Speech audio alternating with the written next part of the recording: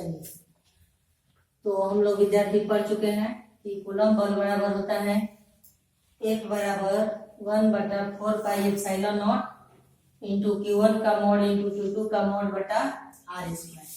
ये न होता है।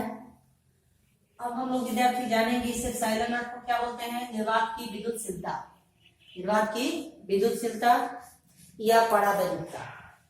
इस का मात्रक क्या होता है? ऐसा ही मात्रक होता है कूलम स्क्वायर प्रति न्यूटन मीटर स्क्वायर। वैल्यू कितना होता है? 8.85 इंटू 10⁻² फैराडे प्रति मीटर होता है ना। चलिए, अब हम लोग जानेंगे एप्सिलॉन नॉट की विमा। हेडिंग देंगे आप लोग एप्सिलॉन नॉट की विमा। विमा कैसे निकालेंगे एप्सिलॉन नॉट की, वो देखेंगे। देखिए, हम लोग विद्यार्थी जानते हैं कि चूंकि F बराबर होता है K इंटू Q1 का मोड इंटू Q2 का मोड बटा R²। K बराबर होता है 1/4πε0, 1/4πε0 इंटू क्या होता है ना, ये बल बराबर होता है कूलम बल। अब देखिए, हमको इसका वैल्यू चाहिए तो हम इसको यहाँ पर कर देंगे और इसको यहाँ पर, तो ये वैल्यू फॉर्मूला मिल जाएगा इसका और आसानी से हम लोग विमा ज्ञात कर सकते हैं। देखिए कैसे लिखेंगे, इसीलिए एप्सिलॉन नॉट बराबर, यहाँ से लिख रहे हैं मोड हटा इसको, तो लिख रहे हैं Q1 गुने Q2 बटा 4πF into R², F into R²। अब यहाँ एक बात ध्यान में रखना है कि किसी संख्या का विमा नहीं होता है, किसी अचर राशि का विमा नहीं होता है, और त्रिकोणमितीय निष्पत्ति का भी विमा नहीं होता है। ये बात हम लोग जानते हैं। इस 4π का भी विमा नहीं होगा। अब इसका विमा ज्ञात करने के लिए हम क्या करेंगे, इन दोनों आवेश का विमा लिखेंगे, इस बल का विमा लिखेंगे और इस R का विमा लिखेंगे, यानी स्क्वायर का विमा लिखेंगे और इसको हल करेंगे, जो आएगा वही विमा होगा। देखिए इसका विमा लिखते हैं कैसे, लिखते हैं एप्सिलॉन नॉट की विमा बराबर Q का विमा होता है विद्यार्थी आवेश का विमा A⁴ और T⁴, लेकिन दो बार आवेश है तो दो बार लिखिए A⁴ T⁴, ऐसे लिखेंगे बटा बल का विमा विद्यार्थी क्या होता है, आपको 11th क्लास में पढ़े हैं, बल बराबर द्रव्यमान गुणित त्वरण होता है। तो द्रव्यमान का विमा m⁴ और त्वरण का विमा होता है L⁴ और T-2। तो ये अगर दोनों को मिला दिया जाए तो ये बल का विमा m⁴ L⁴ T-2। दिक्कत होगा तो आप लोग एक बार 11th क्लास में जो पढ़े हैं विमा, उस चैप्टर को निकालकर बल का विमा देखें कैसे निकाला जाए, ठीक है। और फिर भी समझ में नहीं आया तो कमेंट कीजिए, हम बताएंगे। m⁴ L⁴ T-2। R मतलब होता है दूरी, R मतलब क्या होता है दूरी, तो दूरी मतलब होता है, दूरी का विमा L और पावर 2 है तो लिखेंगे पावर 2। आया समझ में। अब इसको सजा कर एक जगह कर देना है। देखिए कैसे, ये देखिए इसका घात 1 है, इसका घात 2 है, तो मिलाकर घात कितना हो जाएगा 3। अभी बोल रहे हैं बट घात पढ़ेंगे नहीं, पढ़ने का स्टाइल अलग है, ध्यान रखें। लिखेंगे इसीलिए एप्सिलॉन नॉट बराबर, देखिए इसका घात 1 और इसका घात 1 मिलाकर 2, ये हो जाएगा A इंटू, और इसका घात 1 इसका घात 1 मिलाकर 2, तो ये हो जाएगा T⁴, ये हो जाएगा ना मेन बटा। देखिए एप्सिलॉन नॉट उस बराबर लिखेंगे उतना बराबर उतना बटा, देखिए इसको लिखेंगे m⁴ और ये लिखेंगे L⁴ और 2 मिलाकर 3, और ये क्या लिखेंगे T-2, कितना हो जाएगा ना। अब इन सबको ऊपर ले जाएंगे, तो जो घात प्लस में है वो घात माइनस में हो जाएगा, और जो घात माइनस में है वो घात प्लस में हो जाएगा। तब वैल्यू क्या होगा, देखिए तब लिखेंगे एप्सिलॉन नॉट बराबर A इंटू T⁴, और लिखेंगे यहाँ से ये ऊपर जाएगा, देखिए m होगा -1, L होगा -3 और T होगा प्लस होगा ना, ये होगा। देखिए अब इस सबको मिला देंगे एक में, देखिए इसको पहले लिखते हैं m⁻1, उसके बाद लिखते हैं L⁻3, और देखिए ये दो घात और ये दो घात मिलाकर 4 होगा, प्लस में लिखेंगे T⁴ और इसको लिखेंगे A⁴। इसका मतलब क्या होगा, देखिए ये एप्सिलॉन नॉट का विमा है, एप्सिलॉन नॉट का विमा, एप्सिलॉन नॉट का विमा m⁻1 L⁻3 T⁴ A⁴। इसका मतलब कि द्रव्यमान में माइनस है, लंबाई में -3, समय में +4 और विद्युत धारा में +2। इसको आप टेक्निक से याद रख सकते हैं। 1342। देखिए कभी भी बीमा को जब निकाला जाता है या लिखा जाता है तो सजा कर लिखा जाता है, पहले द्रव्यमान को, फिर लंबाई को, फिर समय को, फिर अन्य कोई भौतिक राशि होगा तो उसको इंक्लूड करते हैं, अन्यथा उसको नेग्लेक्ट करते हैं। तो इस हिसाब से आप हमेशा बीमा पहले एम को लिखेंगे, फिर एल को, फिर टी को, और तब इसको ट्रिक से हम लोग अप्लाई करेंगे। कैसे? -13 + 42 या 1342, ये भी -1 1342 से आप रखेंगे तो हम जानते हैं कि पहले एम लिखते हैं, फिर एल लिखते हैं, फिर टी लिखते हैं, फिर कुछ लिखते हैं नहीं। वो टर्म आप लोग को माइंड में सेटअप होना चाहिए, कौन सा टर्म हम लिख रहे हैं। ठीक है, तो लिखेंगे एम इन, इसको पढ़ेंगे एम इन -1, एल इन -3, टी इन 4, ए इन 2। ट्रिक से कैसे याद रखेंगे? 1342 मतलब द्रव्यमान में माइनस है, या -13 + 42 ऐसे करके भी याद कर सकते हैं। समझ रहे हैं ना? ये स्पष्ट हो गया। चलिए इसको नोट कर लीजिए। फिर उसके बाद हम आते हैं विद्युतशीलता कि विद्युतशीलता क्या होता है या परावैद्युतता क्या होता है। नोट कीजिए।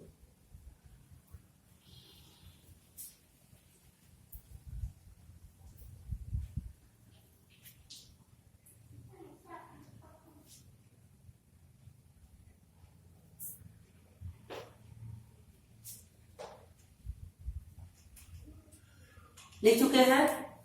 चलिए अब हेडिंग दीजिए विद्यार्थी, विद्युतशीलता।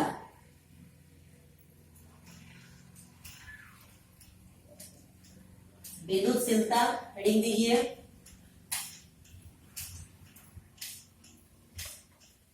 इसको इंग्लिश में बोलते हैं विद्यार्थी परमिटिविटी। कभी कभी इंग्लिश वर्ड को हिंदी में ही लिख देता है परमिटिविटी। इसको आप लोग विशेष ध्यान देंगे और इस टॉपिक से प्रश्न पूछा गया है। हेडिंग दीजिएगा विद्युतशीलता। विद्युतशीलता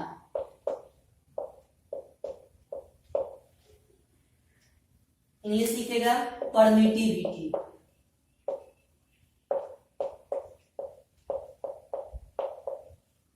परमिटिविटी हेडिंग दीजिएगा।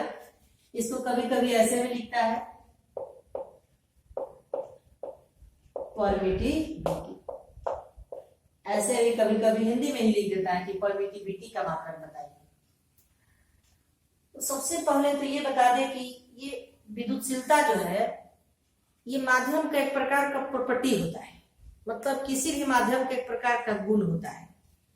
विद्युतशीलता जो है माध्यम का एक प्रकार का गुण होता है जिसके कारण दो आवेशों के बीच लगने वाला आकर्षण बल या प्रतिकर्षण बल परिवर्तित हो जाता है। इसका मतलब कि ये स्थिर वैद्युतिकी के केस में विद्युतशीलता को कहा गया कि माध्यम के एक प्रकार का गुण होता है जिसके कारण दो आवेशों के बीच लगने वाला इंट्रैक्शन फोर्स चेंज कर जाता है, अल्टर्ड कर जाता है, मतलब परिवर्तित हो जाता है, बदल जाता है। अब बदलेगा कैसे?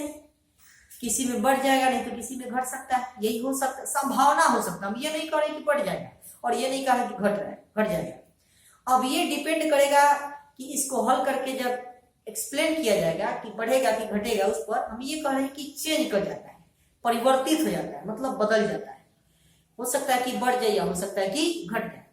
एक बार और ध्यान से सुन लीजिए कि विद्युतशीलता माध्यम का एक प्रकार का गुण होता है जिसके कारण दो आवेशों के बीच लगने वाला विद्युत बल परिवर्तित हो जाता है।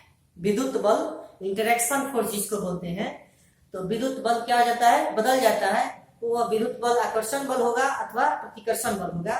तो लगने वाला प्रतिकर्षण बल या आकर्षण बल बदल जाता है। अब ये विद्युतशीलता विद्यार्थी जैसे निर्वात की विद्युतशीलता, निर्वात की विद्युतशीलता को हम लोग एप्सिलॉन नॉट से सूचित करते हैं। किससे? एप्सिलॉन नॉट से। और एक होता है निरपेक्ष, इसको कहते हैं, हम नाम भी लिख रहे हैं, मेंशन कर रहे हैं, इसको कह रहे हैं निर्वात। निर्वात की विद्युतशीलता,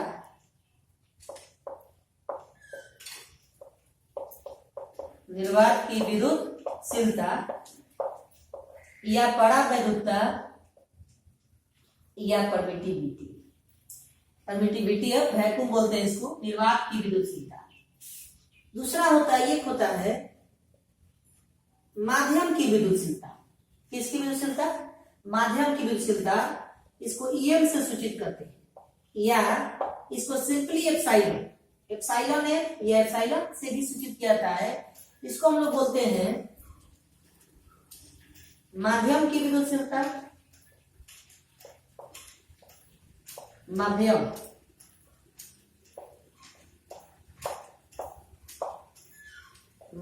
की विद्युतशीलता, या इसको हम लोग कहते हैं निरपेक्ष विद्युतशीलता। निरपेक्ष मतलब होता है अकेला। निरपेक्ष मतलब क्या होता है? अकेला मतलब किसी एक माध्यम के लिए बात किया जाए, जैसे हवा हो गया, पानी हो गया, कांच हो गया, किसी एक माध्यम के लिए। ये बात ध्यान में रखेंगे। या इसको हम कहते हैं निरपेक्ष विद्युतशीलता।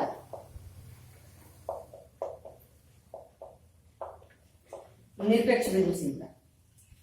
अब ध्यान दीजिए, एक होता है आपेक्षिक विद्युतशीलता, इसको एप्सिलॉन आर से सूचित करते हैं। किससे? एप्सिलॉन आर से। इसको कहते हैं आपेक्षिक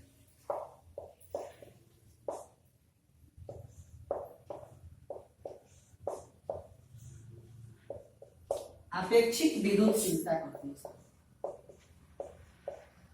इसको कहते हैं रिलेटिव परमिटिविटी। इसमें क्या बोलते हैं? Relative permittivity. आपेक्षिक विद्युतशीलता, जबकि आपेक्षिक विद्युतशीलता का कोई मात्रक नहीं होता है और कोई विमा नहीं होता है। ये विशेष पॉइंट है आप लोगों के लिए। पूछा जाएगा कि बताइए आपेक्षिक विद्युतशीलता का विमा, तो ये विमाहीन राशि है। कैसी राशि है? विमाहीन। क्यों है हम बता रहे हैं थोड़ा देर में। फिलहाल जरा इसको नोट कर लीजिए, फिर बताते हैं। ठीक है,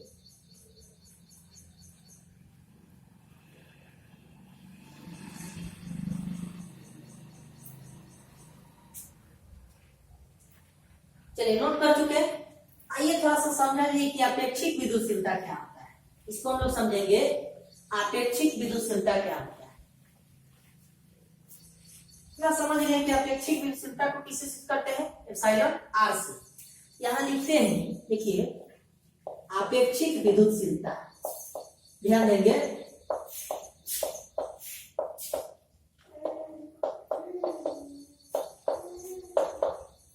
आपेक्षिक विद्युतशीलता को एप्सिलॉन आर से, और ये होता है विद्यार्थी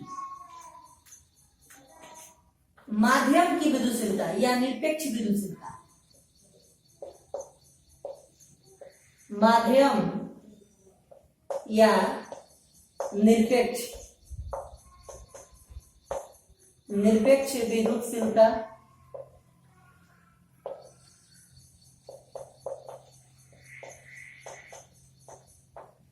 एवं निर्वात की विद्युतशीलता। किसकी विद्युतशीलता? निर्वात की विद्युतशीलता।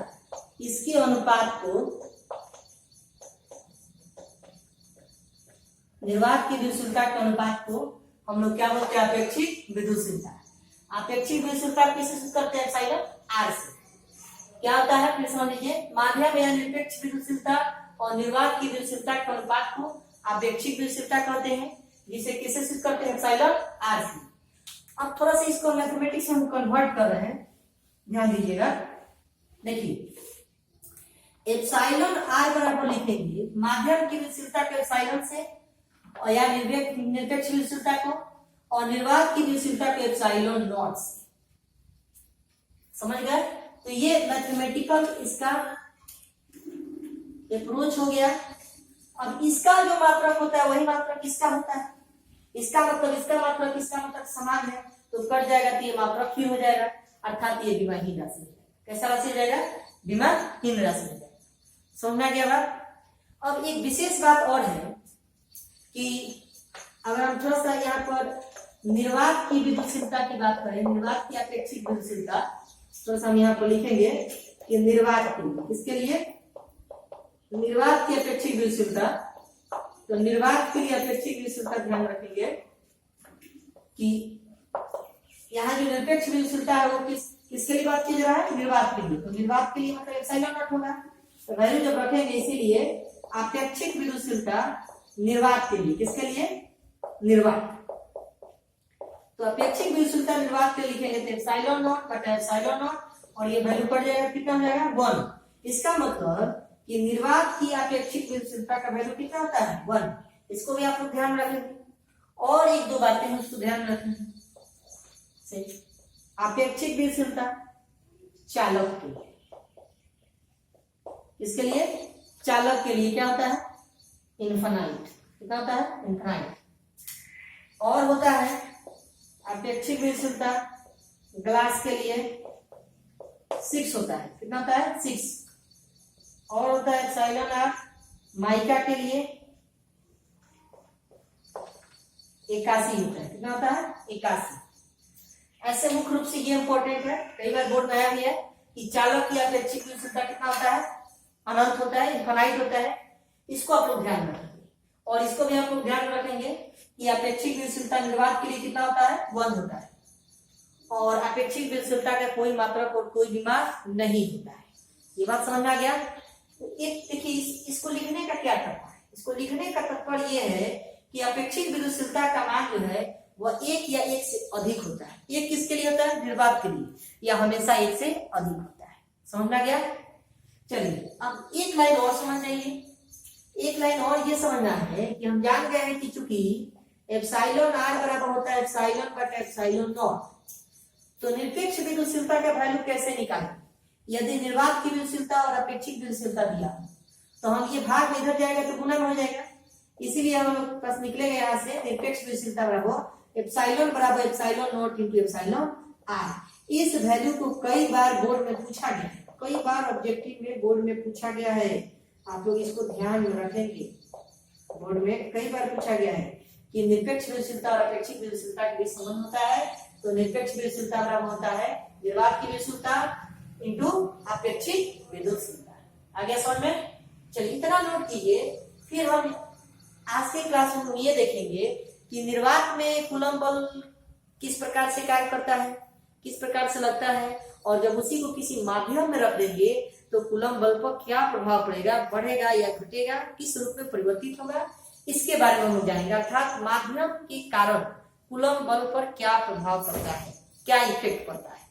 चलिए इसको नोट कीजिए।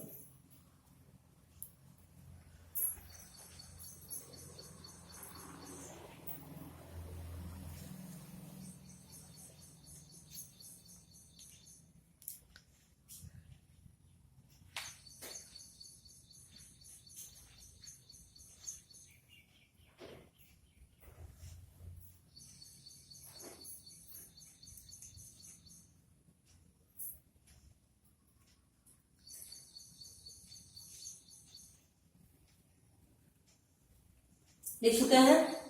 चलिए अब हम लोग इधर से अगला टॉपिक रीडिंग देंगे कि निर्वात में कूलम बल और किसी माध्यम में कूलम बल के बीच तुलना करें। निर्वात में कूलम बल और किसी माध्यम में कूलम बल के बीच तुलना करें। तुलना करने का मतलब क्या होता है कि माध्यम में क्या प्रभाव पड़ेगा और निर्वात में किस प्रकार से इफेक्टिव होगा माध्यम की तुलना में। इसलिए हम हेडिंग दिए हैं कि comparison between coulomb force in vacuum and coulomb force in medium. Comparison किया जाए, तुलना किया जाए। आइए समझते हैं। सबसे पहले हम निर्वात में कूलम बल लिखते हैं। देखिए यहां से मैथमेटिकल अप्रोच को समझना है। मैथमेटिकल अप्रोच जब आप समझने लगिएगा तो धीरे धीरे ये चैप्टर आपके लिए आसान हो जाएगा और कहीं कोई पॉइंट आपको दिक्कत नहीं होगा। लेकिन एक बात है, आप लोग रेगुलर वीडियो को नहीं देखते, रेगुलर देखिए तभी हम रेगुलर वीडियो बनाएंगे, समझ रहे हैं ना। और काफी मेहनत लग रहा है वीडियो बनाने में, आप लोग इसको सब्सक्राइब भी कीजिए। चलिए देखिए हम सबसे पहले लिख रहे हैं 1 नंबर पे कि निर्वात में कूलम बल। इसमें कूलम बल निर्वात में, लोग पहले भी जान चुके हैं। लिखेंगे निर्वात में कूलम बल।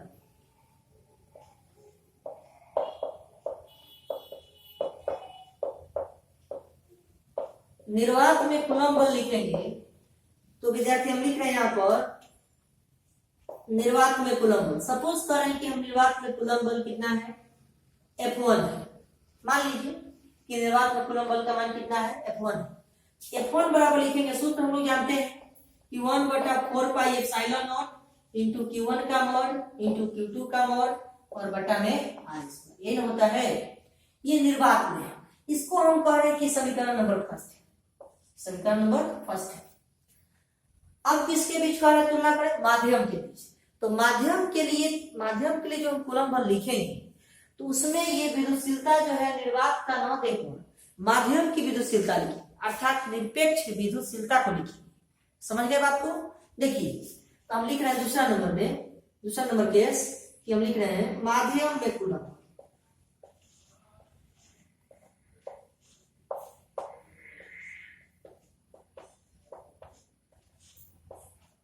माध्यम में कूलम्ब बल लिखेंगे, माध्यम में हम कूलम्ब बल को थोड़ा सा लिख रहे हैं F2।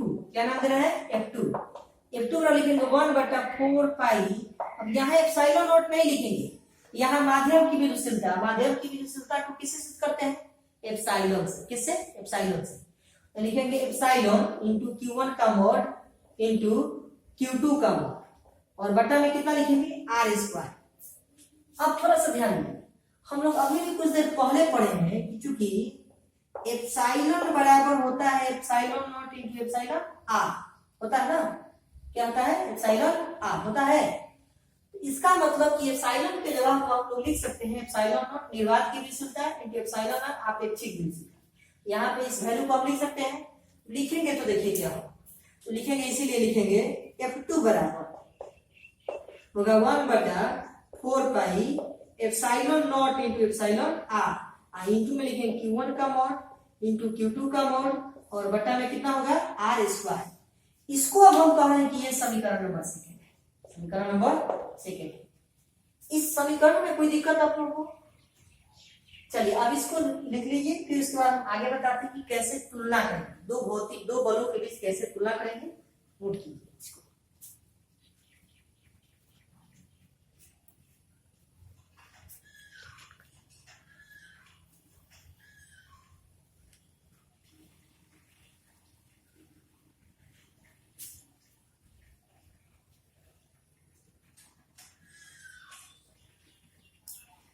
लिख चुके हैं? अब सुनिए, अब ये हमारे पास दो समीकरण है, एक हमने निर्वात में कूलम्ब बल लिखा है और दूसरा हमने माध्यम में कूलम्ब बल लिखा है। तो कुछ इस प्रकार से समीकरण प्राप्त हुआ है। अब जब भी दो के बीच तुलना करना होता है, दो समीकरण के बीच, तो आप निसंकोच समीकरण 1 में 2 से भाग दीजिए या समीकरण 2 में 1 से भाग दीजिए, हमेशा भाग दे दिया जाता है। निसंकोच इस प्रक्रिया को अपनाया जाता है कि किसी समीकरण से भाग देते हैं, पहला में दूसरा से या दूसरा में पहला से, वो वैल्यू अपने आप आ जाता है तुलना करके कि हाँ बढ़ेगा या घटेगा या बराबर। तो देखिए हम समीकरण क्या करें कि 1 और 2 में भाग दे रहे हैं, देखिए कुछ प्राप्त होगा, ध्यान दीजिएगा।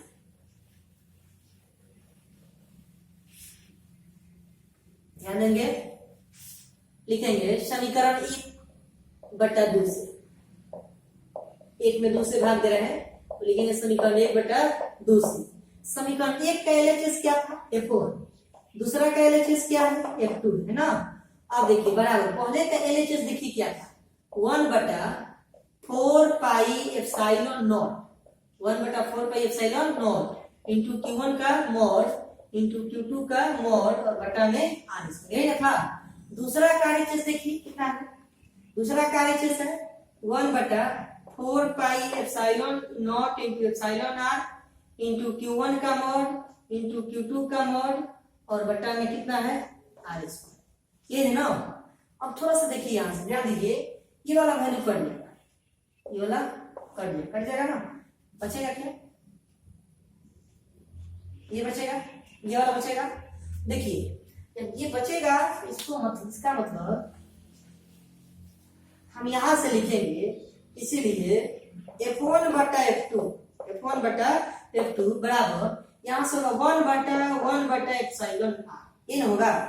अब ये वाला वैल्यू मेन बटा तो ये है, ये वाला वैल्यू ऊपर चल जाएगा, तो लिखेंगे यहां से कि F1/F2 बराबर एप्सिलॉन R, ऐसे लिख सकते हैं। अब थोड़ा सा ध्यान, अब देखिए अब हम क्या कर रहे हैं, स्थान को रिप्लेस कर रहे हैं, यहाँ इसको यहाँ पर और इसको यहाँ पर लिख। देखिए क्या होगा, इसीलिए लिखेंगे F1/एप्सिलॉन R बराबर में F2, बराबर में क्या होगा F2। देखिए इससे क्या स्पष्ट हो रहा है, ये जो वैल्यू आया है इससे क्या स्पष्ट हो रहा है, ये देखिए ये निर्वात में कूलम बल है और ये माध्यम में कूलम बल है। तो माध्यम में जो कूलम बल है वो निर्वात की तुलना में विद्यार्थी ये भागना है ना, तो कम होगा कि ज्यादा होगा, तो भाग देने से कोई वैल्यू कम होता है, प्रारंभिक वैल्यू से कम होता है, इसका मतलब कि घट जाएगा। अर्थात माध्यम में कूलम बल का मान जो है किसी निर्वात में कूलम बल की तुलना में क्या हो जाता है, कम हो जाता है। कितना टाइम्स कम हो जाता है, तो 1/εr गुना कम हो जाता है, 1/εr गुना कम हो जाता है। ये क्वेश्चन कई बार ऑब्जेक्टिव में भी पूछा गया है, इसको आप लोग ध्यान में रखेंगे। ये ऑब्जेक्टिव प्रश्न है, आपके बुक में भी दिया गया है, कई बार बोर्ड में पूछा गया है अन्य अन्य नाम देकर। तो एक बात नोट में क्लियर हो गया कि माध्यम में कूलम बल का मान निर्वात में कूलम बल की तुलना में क्या हो जाता है, कम हो जाता है। कितना गुना कम हो जाता है, तो 1/εr गुना, 1/εr गुना से कम हो जाता है। समझ आ गया ये बात, स्पष्ट हो गया, ये ऑब्जेक्टिव पॉइंट है। चलिए आज के क्लास में हम इतना सीख गए, फिर अगले क्लास में हम लोग अभी इसमें बहुत सारी बातें हैं, जैसे कूलम के नियम का सदिश रूप क्या होता है, कैसे दर्शाते हैं कूलम के नियम को वेक्टर फॉर्म में। उसके बाद जो है इसको हम लोग डायग्राम से सीखेंगे। उसके बाद हम लोग इस पर आधारित प्रश्न पढ़ेंगे, कूलम के नियम पर प्रश्न को कैसे हल किया जाता है। बोर्ड में कई प्रश्न इस टॉपिक से पूछे गए हैं, उन प्रश्नों को भी हम लोग क्लियर करेंगे। आप लोग फिलहाल इतना नोट कीजिए। Thank you.